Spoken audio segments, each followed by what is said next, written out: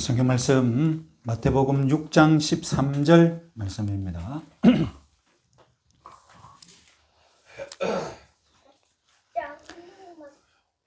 같이 읽겠습니다. 우리를 시험에 들게 하지 마시옵고 다만 악에서 구하시옵소서. 나라와 권세와 영광이 아버지께 영원히 있사옵나이다. 아멘. 여러분, 주기도문의 시작은 얼마나 거룩하고 신났습니까? 하나님의 이름, 하나님의 나라가 임하소서, 하나님의 뜻이 이루어지기를 바랍니다. 그리고 일용할 양식도 주시옵소서, 영적인 양식, 죄사함도 주시옵소서. 이 모든 기도한 내용이 다 이루어지고 있다면 이 얼마나 여러분 축하할 일이고 기쁜 일입니까? 그러면 여섯 번째 마지막 청혼은 신나고 환희에 넘치게 할렐루야 내가 승리하였네 뭐 이런 식으로 기도해야 되지 않겠습니까? 대미를 장식해야 되는데 여섯 가지 청혼 중에 마지막 청혼인데 다섯 가지 청혼이 다 이루어지고 있다면 여섯 가지 청혼은 정말로 행복하고 지상 낙원에 온 듯한 그런 내용을 뭔가 좀 담고 있어야 되지 않겠습니까? 그런데 여러분, 여섯 번째 상황은 제일 우울합니다. 제일 심각한 상황입니다. 시험과 악 속에서 내가 고통당하고 있는 현실을 느닷없이 이야기합니다. 주기도는 하늘에서 시작하였어. 찬송으로 시작했는데 땅으로 내려와서 양식을 구하더니 이제는 마치 지옥 속으로 내려가는 것과 같습니다. 우리가 악한 자 속에서 악이 악 속에서 고통을 당하고 있다니 시험과 악을 언급했습니다. 그러면 시험과 악을 이기겠습니다. 할렐루야! 뭐 이런 식으로 또 언급했다면 또 얘기가 다르죠. 그런데 여러분, 그것도 아닙니다. 한호도 아닙니다. 시험에 들게 마시옵고 악에서 구해 주소서. 여러분, 너무 초라하지 않습니까? 너무 겁을 먹고 있는 것 아닙니까? 너무 쭈글스럽게 이렇게 움츠리고 있는 것 아닙니까? 주기도문은 정말로 현실적인 기도문입니다. 우리는 첫 번째 냉혹한 현실을 위한 기도라는 이 사실을 주목해야 합니다. 주기도문은 양식을 먼저 구했지 않습니까? 그래서 제가 주기도문이 얼마나 현실적인 기도인지 말씀드린 적이 있죠. 양식을 먼저 기도한 다음에 죄사함을 기도했습니다. 주기도문은 마지막 청혼을 정말로 비천한 현실을 위해 기도합니다. 그 현실은 다름 아니라 이 지상 천국을 누리고 있는 백성들이 시험받고 악에서 고통당하고 있다는 현실입니다. 여러분, 두 번째 청혼, 하나님의 나라가, 당신의 나라가 임하시옵소서. 다시 생각해 보십시오. 그때 제가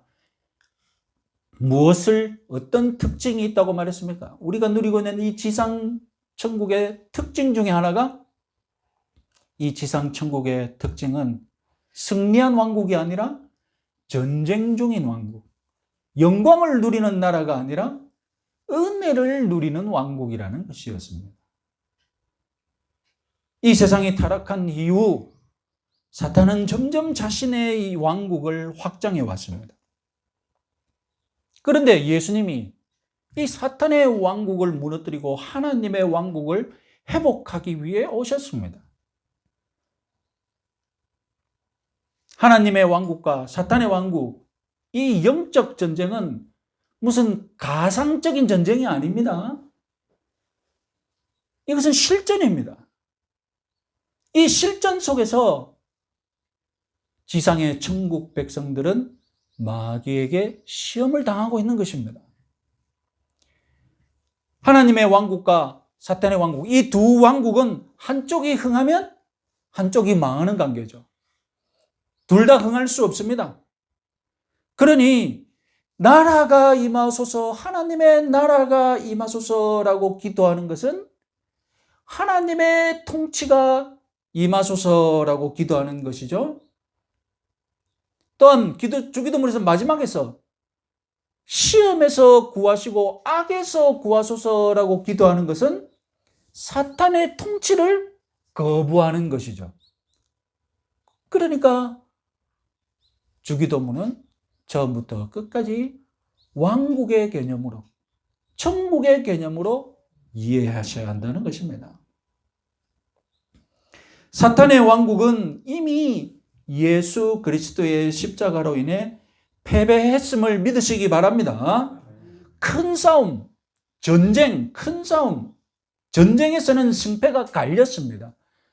그러나 여러분, 전쟁이 끝났음에도 불구하고 그 전쟁 끝난 것을 인정하지 않고 싸우는 사람들이 반드시 있습니다.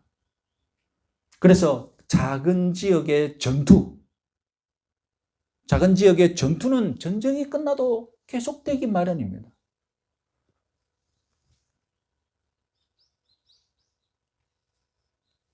예수 그리스도로 인해서 하나님의 나라가 이미 승리하였음에도 불구하고 사탄은 승리를 인정하지 않고 국지적인 전투, 이 영적 전투를 지금 계속 고집하고 있는 형국입니다. 주기도문은 이처럼 하나님의 왕국이 임함으로 완전히 망해가고 있는 사탄의 왕국을 전제로 하고 있습니다.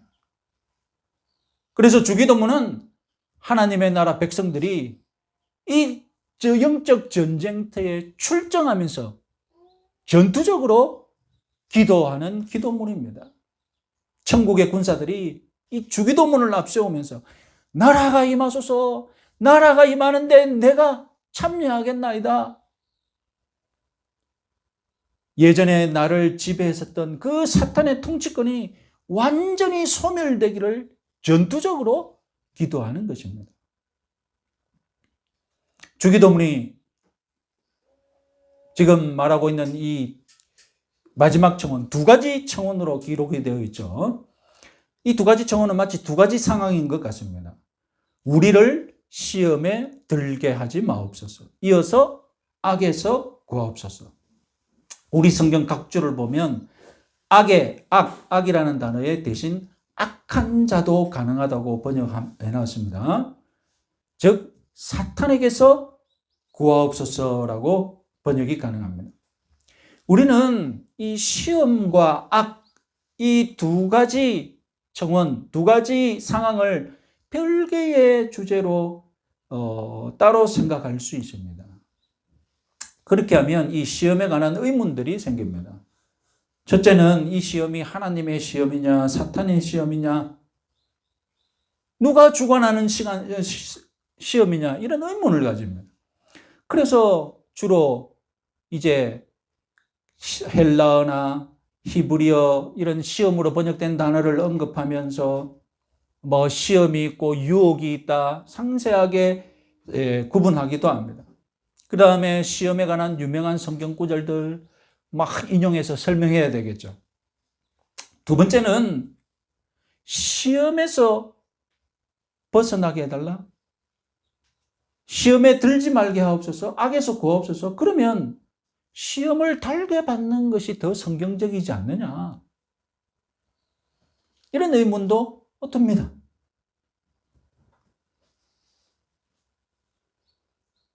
우리는 이 시험과 악한 자, 이 두 가지 실제를 별개의 사안으로 따로따로 생각하지 말고 동전의 양면으로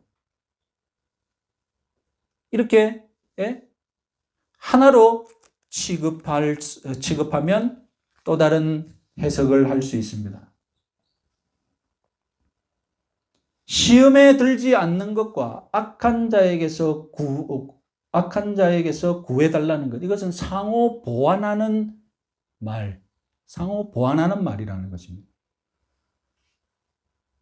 그러면 시험은 누구의 시험입니까? 상호 보완하는 말이라면 시험에서 시험에 들게 하지 마옵시고 악한 자에게서 구하옵소서라고 했는데 두 가지가 상호 보완하는 것이라면 시험은 누구의 시험입니까? 시험은 악한 자의 시험이 되는 것이죠. 악한 자의 시험은 죄를 짓게 만드는 유혹입니다.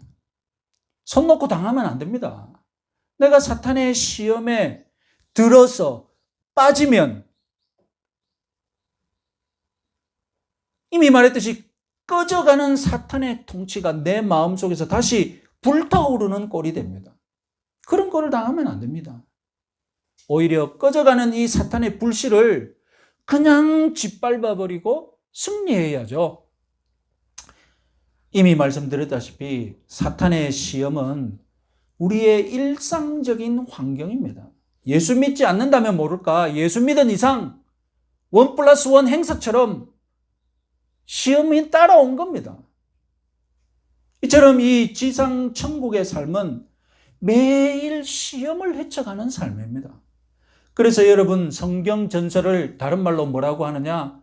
시험 전설이라고 합니다. 왜 그렇습니까? 성경 제일 앞부분에 시험이 나와요. 아담과 하와가 시험 받아서 타락하는 장면이 나와요.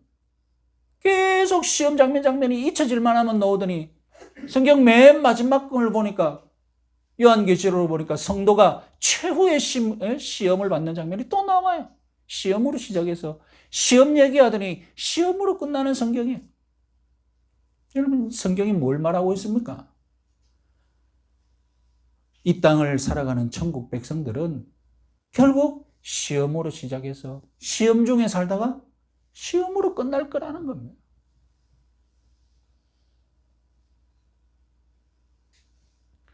그러면 시험에 관해서 주기도문이 주목하는 것은 무엇입니까? 주기도문의 관심은 내가 어떻게 하면 시험을 피할 것인가? 누가 지금 나를 시험하는가? 그런 것 따지기보다는 결국 중요한 건 뭡니까? 시험에 빠지지 않는 삶이라는 겁니다. 시험에 빠지지 않는 삶. 시험을 만나는 것은 부인할 수 없으니 시험을 만나는 건 부인할 수 없습니다. 누구의 시험이든 우리는 시험을 만나게 되어 있습니다. 결국 성경이 실용적으로 관심을 가지는 건 뭡니까? 네? 철학적으로 이게 누구의 시험이냐 그런 것 관심을 가지는 것이 아니라 아주 실용적으로 현실적으로 주기도문이 기도하는 것은 무엇입니까? 내가 오늘 시험을 만날 테인데 내 목적은 뭐라고요? 그저 시험에 빠지지는 않았으면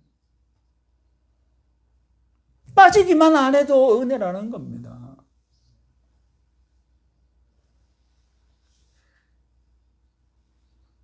우리가 이 땅에서 매일 시험을 만나는 것은 하나님의 섭리입니다. 아시다시피 우리는 하나님께서 우리를 훈련의 시험을 하는 것으로 믿고 있습니다. 그러면 사탄이 나를 시험한다고 했는데 하나님의 섭리 속에서 보면 하나님의 큰 섭리 속에서 보면 만사가 다 하나님의 주권 속에 있으니까 사탄이 나를 직접 시험한다고 해도 그것이 하나님의 시험일 수가 있습니다. 그렇잖아요. 예수님의 시험을 생각해 보십시오. 우리는 예수님의 시험하면 예수님이 마귀에게 시험을 받은 것으로 다 알고 있지 않습니까? 그런데 맨 앞구절 보면 시험을 당하는 맨 앞구절 보면 예수님이 자발적으로 갔습니까? 성령님께서 예수님을 광야로 이끌어 가셨어요. 예수님의 시험은 예수님이 마귀에게 유혹받는 시험은 하나님의 계획 속에서 진행된 거예요.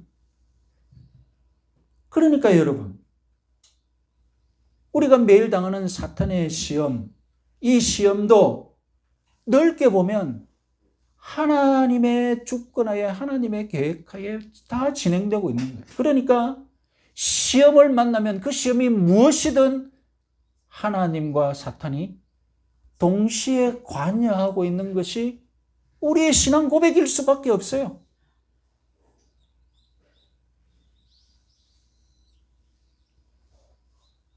그러니까 여러분, 분명한 사실은 하나님은 우리가 시험을 극복하고 승리하도록 역사하시는데, 마귀는 반대로 우리가 시험에 빠져서, 수렁에 빠져서 허우적거리게 만드는 것이 목표라는 것입니다. 그래서 여러분, 하나님의 시험으로 마귀의 시험을 막고 이긴다, 이런 말이 있습니다. 잘 생각해 보십시오. 하나님의 시험으로 마귀의 시험을 막고 이긴다. 무슨 말이겠습니까? 하나님께 시험 받으면 마귀의 시험을 이길 수 있다는 겁니다. 하나님의 시험을 받지 않으면 마귀의 시험을 이길 수 없다는 겁니다.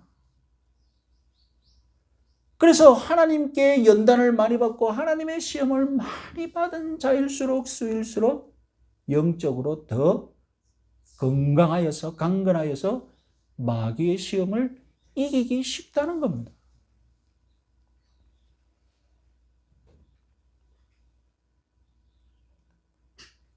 우리는 지금 굉장히 궁금해합니다. 도대체 사탄을 이기는 방법이 무엇일까? 우리는 오늘 세 번째로 악한 자를 대처하는 법에 대해서 생각해 보겠습니다. 성경적인 세계관은 이처럼 악한 영의 존재를 믿고 있습니다. 그저 악한 영이 존재하고 있다 정도가 아닙니다. 유명한 말씀 베드로전서 5장 8절을 읽어보겠습니다. 근신하라, 깨어라, 너희 대적 마귀가 우는 사자같이 두루 다니며 삼킬 자를 찾나니. 여러분, 마귀의 활동을 우는 사자처럼 두루 다니고 있다라고 비유합니다. 이렇게 성도를 시험하기 위해 몸부림치고 있는 사탄에 대해서 일반적으로 성도는 어떤 태도를 취하기 쉬울까요? 우리가 늘 균형을 취하기가 어렵죠. 한쪽으로 치우치기가 늘 쉽습니다. 첫 번째 치우친 잘못된 태도는 승리주의입니다. 그리스도께서 이미 승리하셨으니 사실이죠. 믿음입니다. 좋은 믿음입니다. 나도 항상 승리할 수 있고 죄를 짓지 않는다. 이 잘못된 믿음이죠. 한국의 구원파는 어떻게 합니까? 당신이 한 번 구원받았으니, 예수 그리스도가 승리했으니 당신은 죄를 짓지 않을 것입니다. 그러니 회개할 필요도 없습니다. 꼭 이렇게 이단적이지 않을지라도 마귀의 시험 자체를 무시하고, 이제는 마귀의 시험이 마치 없는 듯이 생각으로는 마귀의 활동이 나에게 역사하지 않는다고 생각하면서, 마귀의 역사? 그런 게 어디 있어? 합리적으로. 그런데 입으로는 성경이 그냥 인정하니까 마귀의 역사, 입으로만 인정하는. 그래서 이런 분들의 특징은 농담에서만 사탄을 언급하는. 진심으로는 사탄을 언급하지 않고 농담에서만 사탄을 언급하는 경우예요.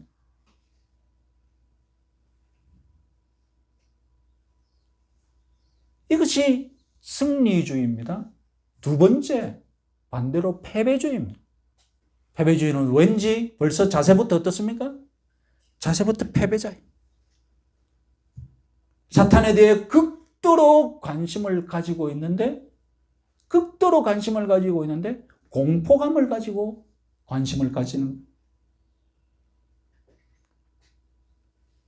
사탄에 대해 관심이 너무 많아서, 너무 두려우니까, 이 두려운 대상이 내 모든 생활을 다 지배하고 나를 꼼짝도 못하게 만들고 있다고 믿으니까 성경이 가르치지 않는 그런 내용도 온갖 사탄의 역사로 다 풀이하는, 사탄이 맞는 키인 거예요. 사탄이 맞는 키, 맞는 열쇠. 우리 신앙의 신비를 풀어주는 열쇠가 무엇이냐? 사탄이다는 거예요. 이런 극단적인 귀신론의 부작용은 심각하죠.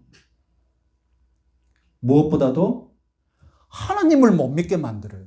사탄을 너무 믿으니까, 사탄을 너무 공포스러워하니까 하나님은 별로 공포스러워하지 않아요. 마치 사탄이 하나님보다 나를 더 못살게 굴 수 있는 존재처럼. 사탄의 저주가 하나님의 심판보다 더 능력 있는 것처럼 믿고 있잖아요. 사탄 공포증에 걸리게 만들죠. 내가 하나님의 나라 속에서 살고 있다, 이런 평안을 누리지 못하고 너는 아직도 사탄의 왕국에 살고 있다는 그런 공포감만 조장하는 겁니다. 우리나라에서 귀신론을 무기로 목회하여서 교회를 부흥시킨 목사님이 있죠. 이 목사님이 작년 19년 7월에 법원에서 3년형 판결을 받았습니다. 실형 선고를 받았습니다. 왜요? 교회 공금 100억 원대 배임 횡령 했다. 그런 중에도 TV에서 엄청난 장면이 방영되죠. 서울에서 대전으로 그 호텔촌으로, 호텔이 있는 그 유성 관광단지 거기를 출입하는데 이 할아버지 옆에 젊은 20대의 아가씨가 팔짱을 끼고 같이 호텔로 들어가는 거예요. 그래서 하룻밤 묵다가 나오고, 이런 장면이 몇 번이나 있었다고 제보한 사람이 찍어서 방송국에 보낸 거예요. 귀신 쫓아낸다고 설치더니 말년에는 귀신에 사로잡혔어요. 자기 말로 음란 귀신에 사로잡힌 거예요. 자기 말로 돈 귀신에 사로잡힌 거예요.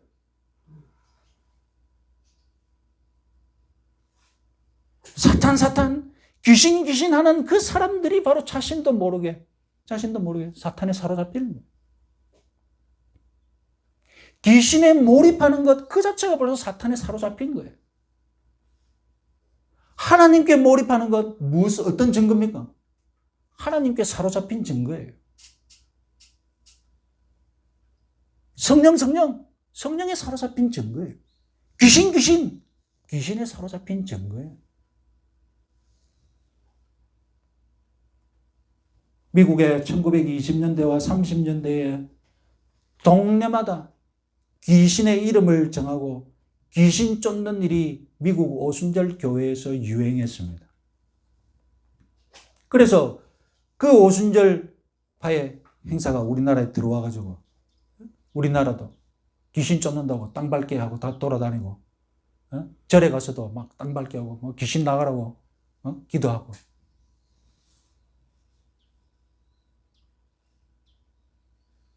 이들 오순절주의자들은 정통 오순절에서도 아주 극단적인 오순절주의자였어요. 그래서 그 중에서 어떤 일부 무리들이 가계 저주론을 폈죠. 가계 저주론. 당신 가게에 저주가 흐른다. 저주가 흐른다. 그러면서 귀신에 사로잡히게 만들고, 그 가계 저주론이 우리나라에 수입돼가지고 당신의 가게에 흐르는 저주를 끊으라 이러면서 막 책도 팔고 세미나도 열고.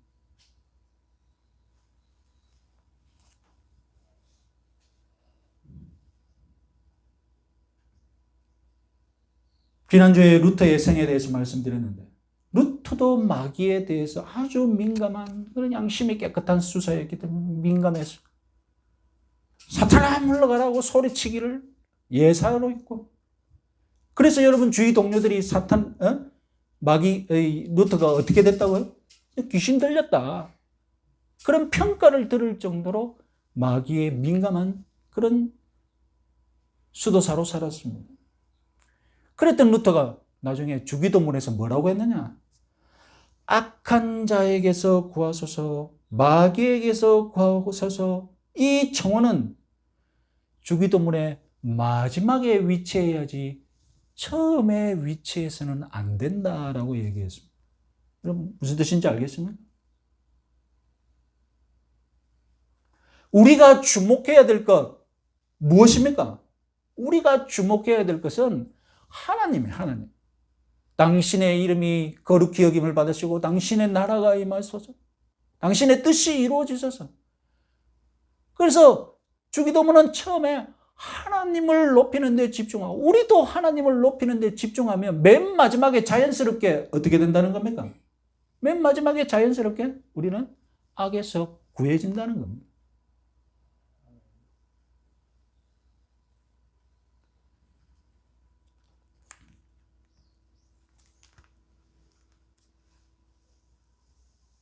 여러분, 이렇게 승리주의적인 태도이든 패배주의적인 태도이든 사탄을 이기는 방법이라고 소개하는 자들, 그 핵심이 뭐겠습니까? 사탄을 내가 너를 이기게 해주겠다. 사탄의 저주를 끊어주겠다.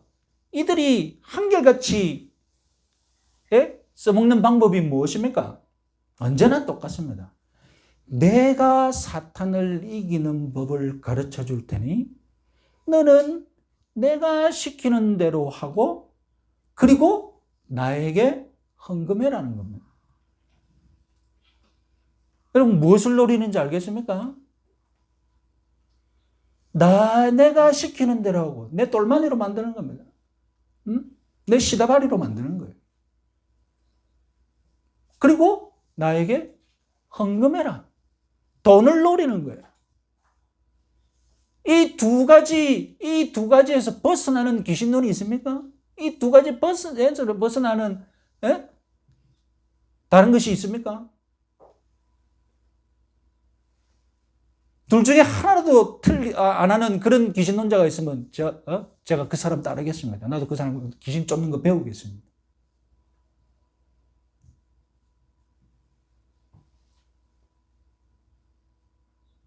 사탄에 대해 정통한 내가 사탄을 쫓아다녔더니 나를 교주처럼 섬겨라. 그리고 집에 있는 돈 가져오라.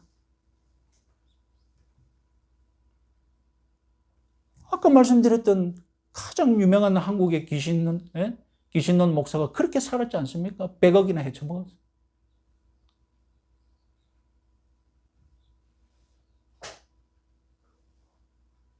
그리고 두 번째로는 대적 기도를 가르칩니다. 사탄과 대적하는 기도를 해라는 것이죠. 사탄을 쫓는 그런 무기로 기도를 사용해라는 겁니다. 여러분, 그러나 귀신 쫓는 기도는 무당들이 사용하는 기도예요. 기도는 사탄과 싸우는 무기가 아닙니다. 기도는 하나님과 친해지는 통로. 하나님과 소통하는 채널이에요, 기도는.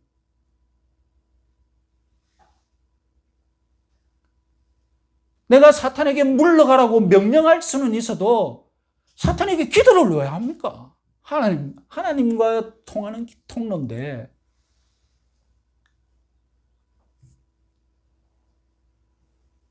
여러분, 정작 주기도문을 보십시오. 주기도문에 오늘 읽은 저와 여러분이 읽은 본문, 이 본문이 사탄아 물러가라는 소위 대적 기도와 어울립니까? 도무지 오늘 이 주기도문 마지막 청원에서 사탄아 물러가라는 대적 기도와 같은 그런 분위기를 여러분 느낄 수 있습니까?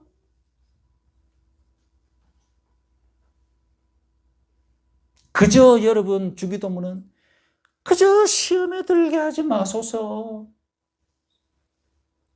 제발 악에서 구해주소서. 이렇게 연약하게 수동적으로 하나님께 기도하지 않습니까? 심지어 하나님, 내가 시험을 이기게 하소서라고도 기도하지 않아요. 왜 시험에서 이기게 해달라고, 마귀를 이기게 해달라고 기도하지 않을까요?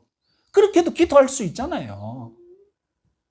그런데 더 죽을스럽게 시험에 빠지지 않게 해주소서, 악에서 구하소서, 마치 패배당한 자처럼 기도하잖아요. 패배당하기 일보 직전인 것처럼 기도하지 않습니까?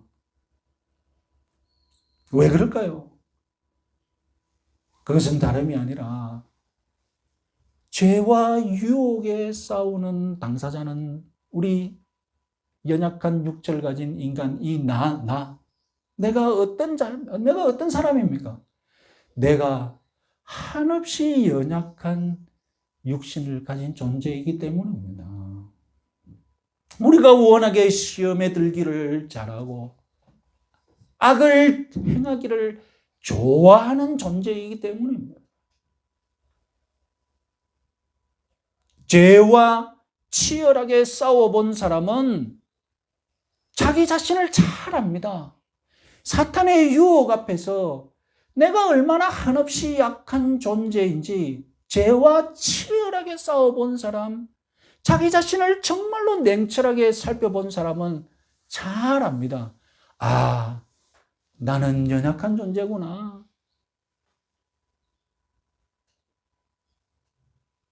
그래서 정말로 자신의 육체와 정욕과 치열하게 싸워본 사람은 항상 사탄의 시험 앞에서 조심스럽습니다.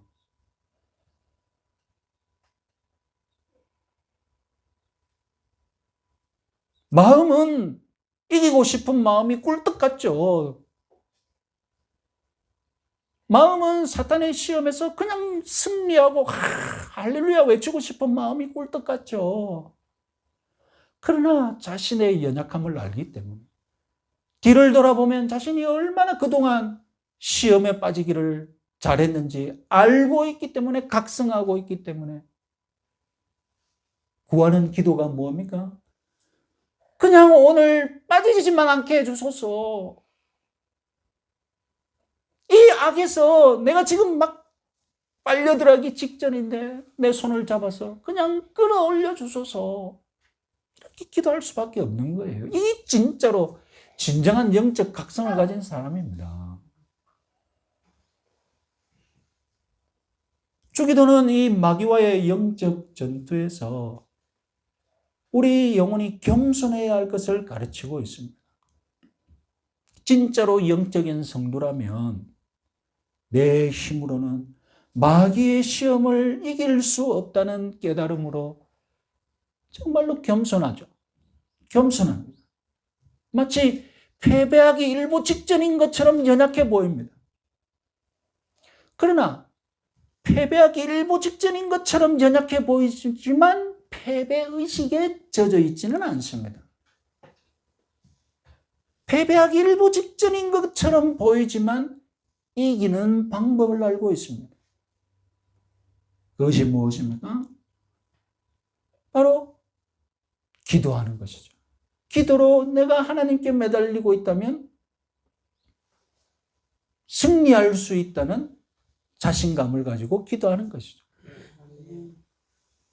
그래서 여러분, 진정으로 기도하는 사람은 마귀의 시험 앞에서 자기가 무슨 슈퍼히어로처럼, 마블 영화사에서 나오는 그 슈퍼히어로 시리즈들이 있잖아요. 무슨 자기가 무슨 엄청난 힘을 가진 것처럼 시험 앞에서 당당하지 않습니다.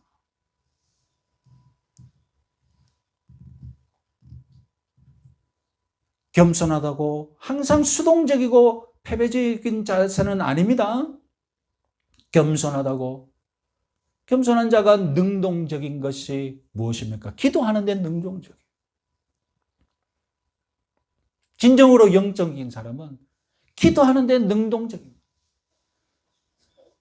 그래서 하늘의 도움을 얻기 위해 하나님께 매달리는데 적극적이죠. 우리가 기도할 때에 사탄을 무찌를 수 있는 하늘의 능력을 덧입을 수 있다는 것을 믿으시기 바랍니다. 이것은 여러분, 예수님이 겟세마네 동산에서 시험에 들지 않는 길로 이미 분명하게 가르치셨습니다. 마태복음 26장 41절 읽어보겠습니다. 시험에 들지 않게 깨어 기도하라. 마음에는 원이로되 육신이 약하도다. 기도가 바로 시험에 빠지지 않게 우리를 지켜주는 유일한 길이라고 예수님이 이미 예수님이 가르치셨어요. 그래서 여러분, 기도하지 않는 제자들, 특히 베드로는 어떻게 했습니까? 베드로는 결국 시험에 빠졌잖아요. 반면에 기도하신 예수님은 십자가를 끝까지 지시고 승리하셨잖아요. 주기도는 이렇게 겸손하게 하나님께 매달리는 것이 사탄의 시험을 이길 수 있는 유일한 방법임을 몸소 기도해라고 우리들에게 가르쳐주고 있습니다. 자, 여러분 생각해 보십시오. 내가 사탄과 맞서고 있습니다. 내 뒤에 하나님이 계십니다. 그래서 여러분, 내가 이기는 방법이 무엇입니까? 예? 뒤를 돌아서 하나님께 엎드려 버립니다. 예? 뒤를 돌아서 하나님께 엎드려. 그러면 어떻게 됩니까? 예? 내 앞에 있는 마귀는 누구를 보게 됩니까? 하나님을 보는 거예요. 그래서 기도야말로 하나님과 사탄을 싸우게 만드는 최고의 방법인 겁니다. 여러분, 아까 우리 베드로전서 5장 8절 말씀, 사탄은 우는 사자처럼 두루 돌아다닌다고 했는데, 여러분, 어떤 분이 뭐라고 했는지 아십니까? 사탄은 울기만 할 뿐 우리를 물지는 못한다. 아유, 물어볼 거야. 내가 확 물을 거야. 맨날 물어볼 거야. 이것만 외치고 있다는 거예요. 정작 우리를 물지를 못한다는 거예요. 왜요? 내 뒤에 전능하신 하나님이 나를 지키고 있기 때문에. 아멘. 시편 121편 4절부터 8절까지 말씀을 읽어보겠습니다. 이스라엘을 지키시는 이는 졸지도 아니하시고 주무시지도 아니하시리로다. 여호와는 너를 지키시는 이시라. 여호와께서 내 오른쪽에서 내 그늘이 되시나니 낮에 해가 너를 상하지 아니하려며 밤의 달도 너를 해치지 아니하리로다. 여호와께서 너를 지켜 모든 환난을 면하게 하시며 또 내 영혼을 지키시리로다. 여호와께서 너의 출입을 지금부터 영원까지 지키시리로다. 아멘. 이런 하나님께 내가 붙잡혀 있다면 마귀가 아무리 나를 시험해도 그 마귀의 시험은 하나님의 시험으로 변하고 말 것입니다. 그리고 나는 하나님의 시험 안에서 하나님의 능력을 체험할 것입니다. 그런데 내가 하나님께 붙잡혀 있지 않다면 하나님이 나를 시험해도 그 시험은 마귀의 시험으로 변하고 말 것입니다. 그리고 나는 마귀의 시험 속에서 허우적거리고 있을 것입니다. 또 한 가지 우리에게 궁금한 것이 있죠. 시험이 어떻게 올까? 시험이 어떻게 올까? 시험은 구체적으로 나에게 어떻게 일어날까?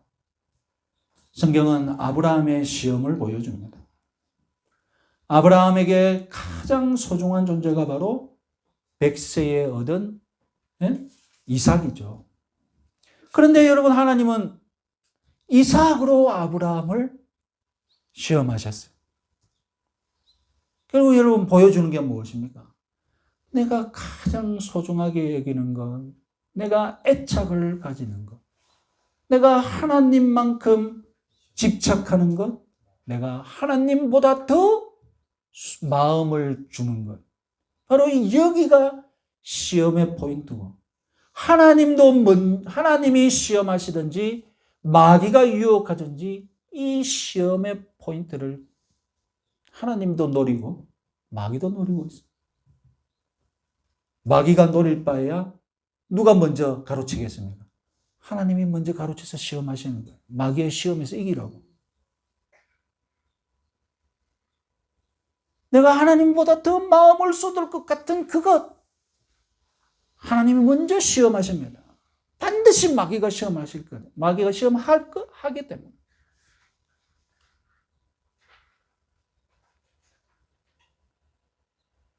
우리가 집착하면 집착할수록 마귀가 눈여겨볼 것이고, 그러면 하나님이 먼저 가로채 가실 것입니다. 마귀에게 빼앗기지 않기 위해. 내 생활 속에서 시험이 어떻게 일어날까? 내가 가장 집착하는 것이 무엇인가 살펴보면 바로 그 통로로 시험이 온다는 것을 각성하시기 바랍니다. 여러분들에게 시험이 어떻게 올지 이제 반은 감 잡으셨죠? 가장 충격적인 것은 기도가 시험의 통로가 될 수 있다는 것입니다. 여러분, 교만한 자가 사탄의 밥인데, 사탄이 교만한 자를 가장 쉽게 만들어내는 방법이 바로 기도로 교만하게 만드는 겁니다. 최고의 기술이죠. 그래서 여러분, 진짜로 겸손하게 기도하시는 분은 피곤하면 그냥 기도 안 한다고 합니다. 왜 그럴까요?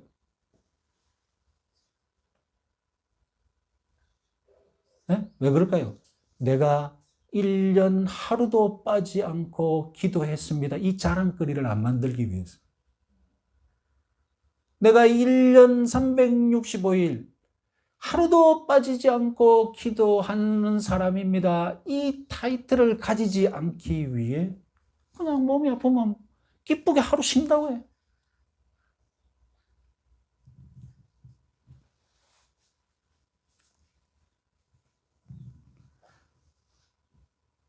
여러분, 마지막으로 사탄을 이기기 전에, 사탄의 시험, 사탄의 유혹을 이기기 전에 결국 나를 이겨야 합니다. 오늘날 사탄은 사실 별로 할 일이 없어요. 가만히 내버려 두면 우리가 알아서 욕심을 쫓고 정욕을 쫓고 물질을 쫓느라고 정신이 없으니까 그냥 우리 스스로 알아서 망해가고 사탄의 왕국 속에서 그냥 망해가는 형국이라니까요. 내 몸은 철저하게 내 마음대로 움직입니다. 여기 누가 억지로 나는 사탄에 굴복하기 쉽지 않은데 무슨 공상과학 영화나 호러 영화에서처럼 하면서 여러분 마귀에게 시험 당한 적 있습니까?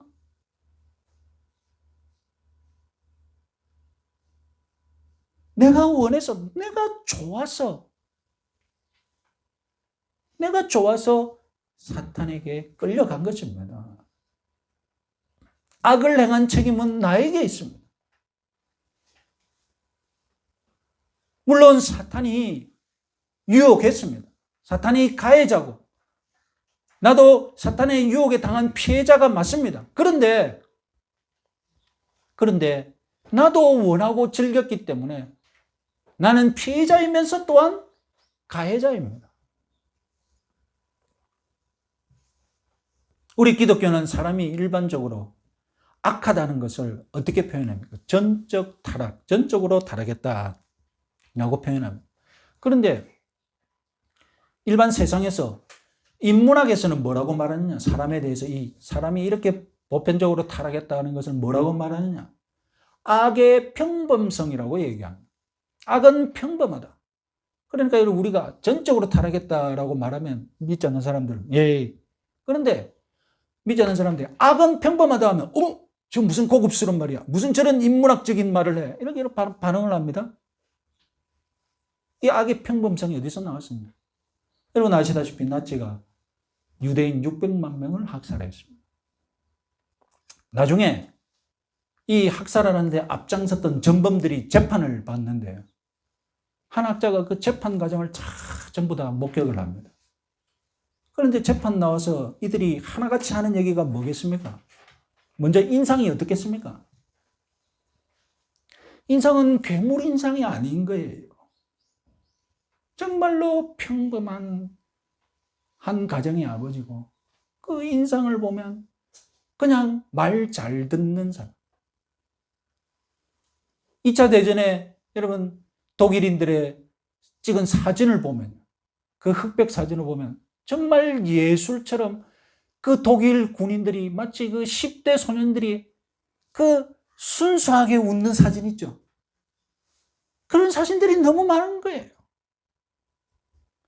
찍어보니 이들이 괴물이 아닌 거예요. 괴물이 아니고 그냥 평범한 10대 소년이었고 그 천진난만한 그 마음이 사진에 다 사진에서 누가 봐도 이 천진난만함을 볼 수 있는 그런 얼굴인 거예요. 그래서 이들이 재판장에 나와서 뭐라고 했겠습니까? 나는 충성심을 가지고 나라가 시키는 것이니까 그것이 내 본분인 줄 알고 했을 뿐이다. 진심인 거예요. 진심인 거예요. 그들은 집에 가면 가정의 평범한 아버지고 가족을 사랑하는 사랑 많은 아버지인 거예요. 이들이 군복을 입은 순간 600만 명을 가스실로 보내는 그런 괴물이 된 거예요. 그래서 여러분, 이 재판의 모든 과정을 지켜본 학자가 뭐라고 했느냐? 악의 평범성. 악은 너무나도 평범하다. 너무나도 평범한 사람 속에 다 악을 다 가지고 있다. 그래서 이 평범하게 깔려있는 악이 시간과 공간과 조건과 목적 딱 맞아떨어지면 600만 물 죽이기는 악으로 변한다.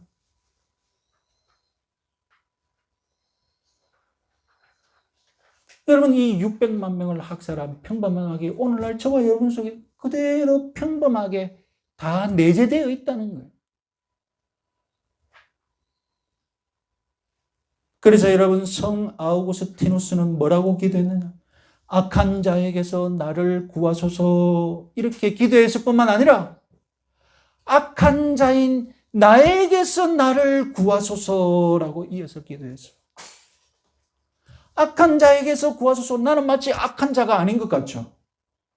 나는 악에 아무런 상관이 없는, 나는 순진한 것처럼 기도하잖아요. 악한 자에게서 나를 구하소서. 아우구스티누스는 이어서 악한 자인 나에게서 나를 구하소서라고 기도했다는 겁니다. 로마서 8장 1절 말씀 마지막으로 읽어보겠습니다. 너희가 육신대로 살면 반드시 죽을 것이로되 영으로서 몸의 행실을 죽이면 살리니. 내 마음에 하나님으로 가득 차 있어야 됩니다. 내 생활이 영적으로 부유하고자 막 부지런해야 합니다. 그래서 이웃사랑, 원수사랑 가득 차 있어요. 그래야 사탄이 틈탈 틈이 없는 줄 믿으시기 바랍니다. 이번 한 주간도 사탄의 시험을 이기신